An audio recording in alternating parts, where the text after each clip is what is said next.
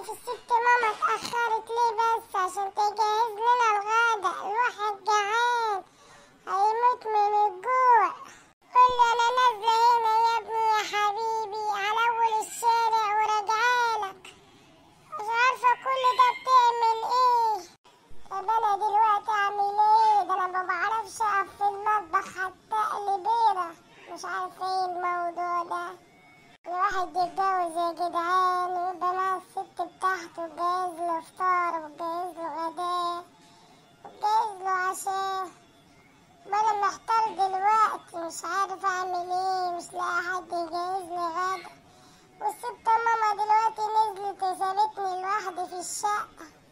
الله نصيبنا واسمتنا بعدنا صابرين لما الست ماما حضرتها تيجي وتشرف. انا عندي فكرة اخش المطبخ اجرب حظي زي ما تيجي